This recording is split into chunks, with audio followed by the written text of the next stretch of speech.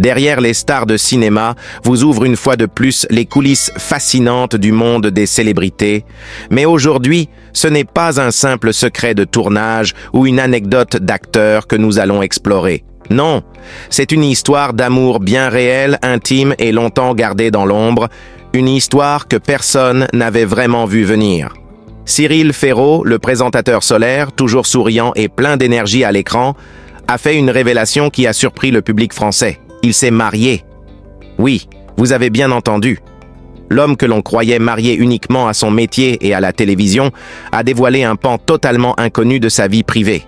Mais ce n'est pas tout. Pendant des années, Cyril a soigneusement protégé cette relation des projecteurs, loin du tumulte médiatique et des rumeurs people. Alors pourquoi aujourd'hui? Pourquoi maintenant?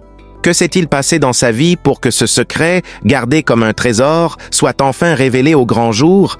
Qui est cette personne qui partage sa vie depuis toutes ces années dans l'ombre? Comment ont-ils réussi à vivre leur amour discrètement, sans jamais attirer l'attention des médias? Et surtout, comment cette annonce publique change-t-elle l'image que le public avait de Cyril Ferraud?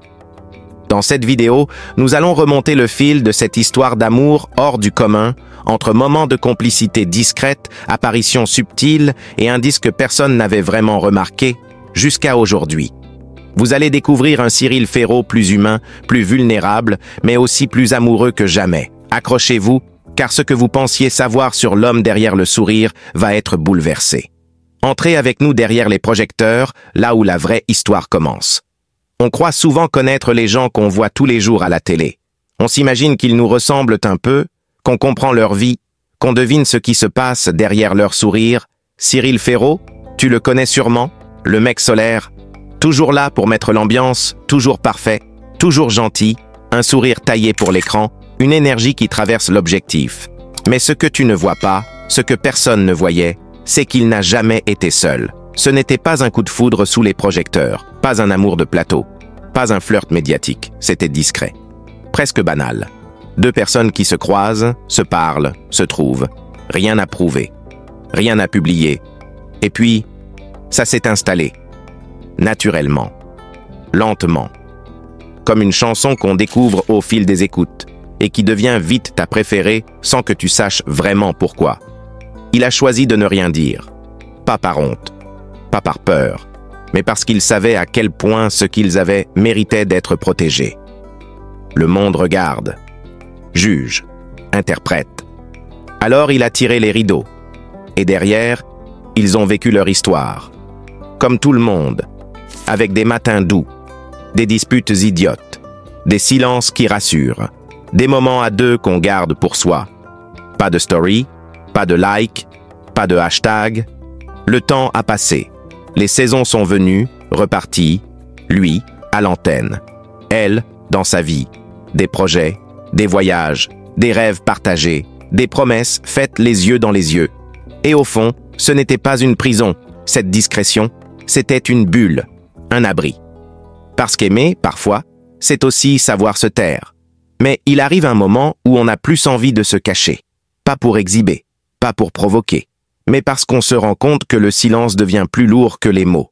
Peut-être qu'un jour ils se sont réveillés et se sont dit « ça fait assez longtemps qu'on s'aime en secret, assez longtemps qu'on fait attention à ne pas se faire voir, assez longtemps qu'on vit à moitié dehors, à moitié dedans. » Alors ils l'ont fait, un oui discret, un engagement sincère, sans paillettes, sans maquillage, sans public.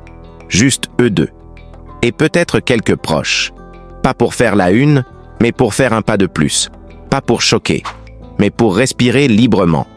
Parce que parfois, il faut du temps pour être prêt. Parce que certaines choses prennent racine dans le silence. Et un jour, elles fleurissent, doucement. Et c'est beau. Cyril n'a pas changé. Il n'est pas devenu quelqu'un d'autre. Il a juste décidé que ce moment méritait d'exister.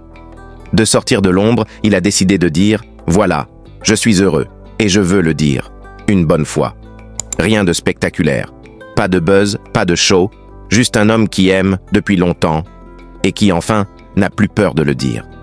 Tu vois, parfois les histoires les plus belles ne font pas de bruit, elles ne brillent pas, elles battent en silence. Et un jour, elles se montrent. Celle de Cyril Ferraud. c'est peut-être aussi celle qu'on rêve tous de vivre. Il y a des vérités qu'on garde longtemps pour soi. Non pas parce qu'on veut mentir, mais parce qu'on ne sait pas comment les dire. Parce qu'on attend le bon moment. Parce qu'on a peur de les abîmer. Pour Cyril, ce moment est à river. Pendant des années, il a choisi le silence. Non pas par stratégie, non pas pour entretenir un mystère, mais parce que son histoire n'avait pas besoin d'être montrée pour exister. C'était une histoire construite sur la confiance, la douceur, l'intimité. Une histoire de tous les jours, une histoire normale, mais dans un monde où la normalité devient précieuse. Quand on est une figure publique, chaque geste peut être interprété, analysé, jugé. Alors on apprend à se taire, à dissimuler. Pas pour tricher, mais pour protéger. Protéger ce qui compte vraiment. Protéger ce qui rend heureux. L'amour qu'il vivait, il n'en a jamais douté. Mais il savait que le partager avec le monde, c'était aussi l'exposer à des choses qu'il ne pourrait pas contrôler. Il y a eu des moments de doute, des envies de tout dire, des soirées où l'on se demande si on fait bien, si on n'est pas en train de passer à côté de quelque chose. Mais chaque fois, le même choix revenait, continuer d'aimer dans l'ombre plutôt que risquer de tout perdre à la lumière. Ce que peu de gens savent, c'est que cette discrétion avait un coût. Vivre caché, c'est aussi devoir faire semblant. Sourire devant les caméras alors qu'on pense à quelqu'un qu'on ne peut pas nommer. Répondre à des questions sur sa vie privée en détournant la conversation, alors qu'on aurait tant à dire. Ce n'est pas de la lâcheté, c'est de la retenue. C'est de l'amour aussi, sous une autre forme. Mais l'amour a besoin de respirer, de s'étendre, de se montrer parfois. Et à force de tout garder pour soi, on finit par sentir le poids du silence. Ce poids-là, Cyril l'a porté longtemps. Et un jour, il a compris que ça suffisait, qu'il n'avait plus à se cacher, qu'il avait le droit, lui aussi, d'aimer au grand jour. Ce n'était pas un grand discours, pas une annonce spectaculaire, juste une vérité dite calmement. Oui, il est amoureux. Oui, il s'est marié. Et non, il ne regrette pas d'avoir attendu. Ce qu'il partage aujourd'hui n'efface pas toutes ces années de silence.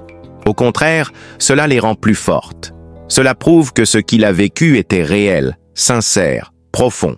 Cela montre que parfois, ce qui est invisible est justement ce qui est le plus vrai. Et peut-être que ce qu'il y a de plus touchant dans cette histoire, c'est sa simplicité. Ce n'est pas une idylle parfaite. Ce n'est pas un conte de fées. C'est un amour adulte, équilibré, discret. Un amour qui a résisté au temps, aux absences, aux doutes. Un amour qui n'a jamais eu besoin d'être validé par les autres pour exister. Aujourd'hui, Cyril ne cherche pas l'approbation. Il ne cherche pas à choquer, ni à faire parler. Il veut juste être lui-même, vivre pleinement ce qu'il ressent, dire « je t'aime » sans baisser les yeux, marcher dans la rue sans avoir à lâcher la main de celle qu'il aime, et c'est peut-être ça, le plus beau. Pas le fait qu'il se soit marié, mais le fait qu'il ait attendu d'être prêt pour le dire, à son rythme, selon ses règles, avec sincérité. Alors oui, cette histoire ne sera peut-être jamais dans les grands titres, mais elle restera dans les cœurs de ceux qui savent que l'amour vrai ne se crie pas forcément fort. Parfois, il suffit juste de le murmurer. Et aujourd'hui, enfin, Cyril a trouvé sa voie, Cyril Ferraud. Ce nom, pour beaucoup, évoque immédiatement une présence chaleureuse, un regard lumineux, une énergie qui fait du bien. On l'associe à la télévision, à la joie, à la facilité. Et pourtant, peu de gens savent à quel point tout ce que Cyril est devenu repose sur un noyau très simple, très solide. Sa famille. Cyril est né dans le sud de la France, à Digne-les-Bains. Une petite ville calme, loin du bruit des plateaux télé.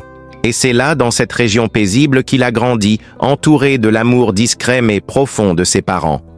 Il était enfant unique, mais jamais seul.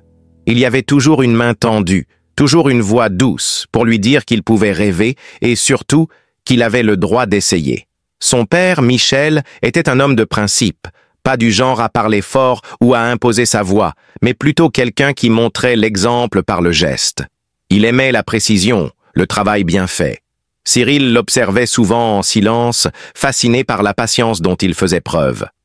Quand il repense à son père aujourd'hui, ce ne sont pas des grandes leçons qu'il se remémore, mais des moments simples. Une promenade, un regard rassurant, un conseil donné entre deux phrases, comme s'il glissait de la sagesse dans le quotidien. Sa mère, Dominique, était différente. plus expressive, plus ouverte. C'était elle qui faisait vivre la maison. Elle qui posait les questions, qui préparait les anniversaires, qui remplissait la cuisine de rire.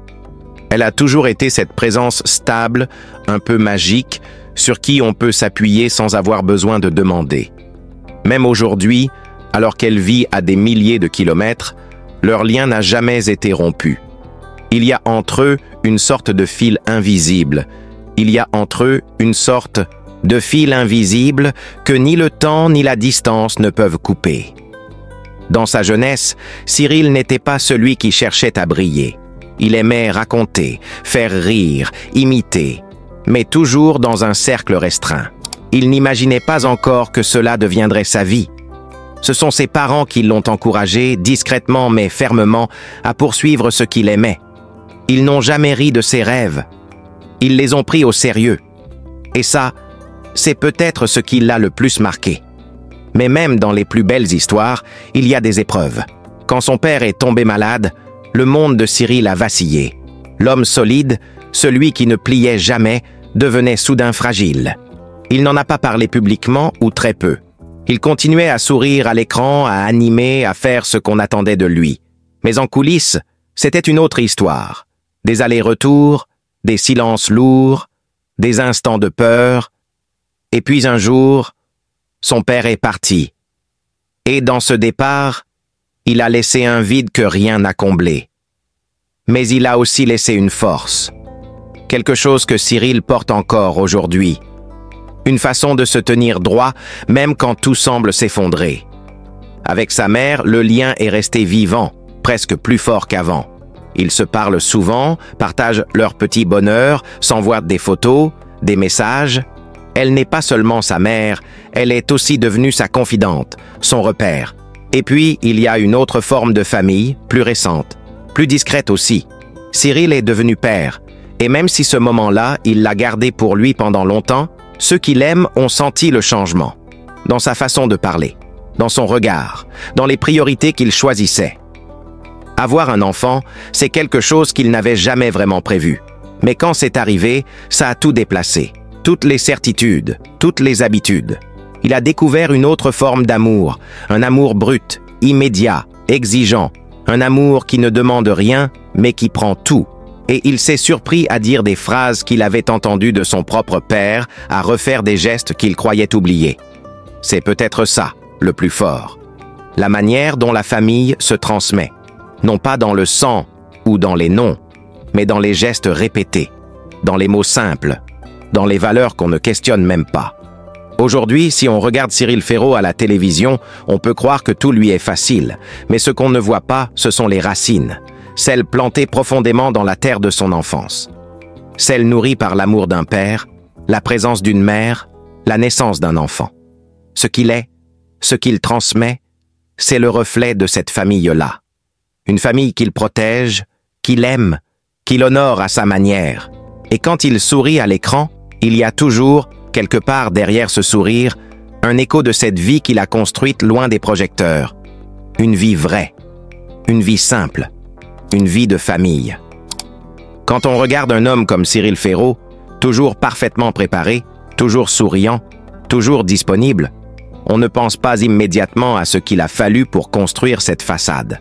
Ce que l'on voit, c'est le présent. Ce qu'on ignore trop souvent, c'est le passé, et toutes les petites pierres invisibles posées par ceux qui l'ont élevé. Ce n'est pas seulement une question d'amour ou de soutien. Il y a aussi l'héritage silencieux, ces petites habitudes transmises sans qu'on y pense, la façon dont on parle aux autres, le respect qu'on accorde, même aux inconnus, le goût du travail bien fait. Tout cela, Cyril ne l'a pas inventé, il l'a absorbé. Son père, discret mais solide, a façonné en lui cette capacité à tenir bon, à ne jamais baisser les bras. Et même si, avec le temps, Cyril est devenu une personnalité publique, ce qu'il applique dans son travail vient directement de cette éducation-là. Rigueur, ponctualité, responsabilité. Ce sont des qualités invisibles à l'écran, mais essentielles en coulisses. Des qualités que son père lui a transmises sans faire de discours, juste par l'exemple. Sa mère, quant à elle, lui a appris autre chose, l'intuition, la capacité à sentir les autres, à comprendre leurs émotions, à les écouter vraiment. Ce don pour la communication humaine, pour la connexion authentique, c'est Dominique qui le lui a offert, sans le savoir, en étant simplement là, en l'écoutant, en le valorisant, même dans ses silences. Cyril, à travers son parcours, a reconstruit cette cellule familiale à sa manière. Il a recréé autour de lui un cercle de confiance, des gens choisis avec soin, qu'il considère presque comme sa seconde famille. Ce choix n'est pas anodin. Il sait trop bien ce que c'est d'avoir perdu un pilier, et il sait maintenant qu'il faut s'entourer, parce que seul, même avec le succès, on s'effondre vite. Ce que beaucoup ne réalisent pas, c'est à quel point Cyril est fidèle. Fidèle à ses origines, à ses valeurs, mais aussi à ceux qui ont compté dans sa vie. Il continue encore aujourd'hui de retourner dans sa ville natale, de passer du temps avec sa mère, de se recueillir là où repose son père. Pas pour la photo, pas pour le geste, mais parce que c'est là qu'il recharge son énergie. Il y a dans cette fidélité quelque chose de profondément émouvant. Ce refus de renier d'où il vient, ce besoin de se rappeler à chaque étape de sa vie que ce sont ses racines qui lui ont permis de pousser. Être une figure publique, c'est parfois être emporté dans un tourbillon. Les invitations, les tournages, les contrats, les pressions de l'image. Mais Cyril garde les pieds au sol. Parce que chez lui, il y a toujours cette voix intérieure, la voix de son père peut-être, ou celle de sa mère, qui lui rappelle ce qui compte vraiment. Aujourd'hui, il transmet à son tour. À ses équipes, à ses collègues, à ceux qu'il croise et qui cherchent un conseil ou une écoute. Il leur parle comme on lui a parlé, avec bienveillance, avec clarté. Il donne sans attendre en retour, parce qu'il sait que c'est comme ça que ça fonctionne, une vraie famille. On donne, et parfois ça revient. Pas toujours tout de suite, mais ça revient. Et puis il y a une autre transmission, plus récente, plus intime, celle de l'éducation. Être devenu père, pour lui, n'a pas été un simple événement. Ça a réveillé en lui toute l'histoire de sa propre enfance. Il se revoit, enfant, poser des questions, rêver, douter, s'imaginer ailleurs. Il voit tout cela dans les yeux de son fils aujourd'hui, et il comprend, peut-être plus que jamais, ce que ses parents ont fait pour lui. Cette patience, ce soutien silencieux, cette foi constante en lui.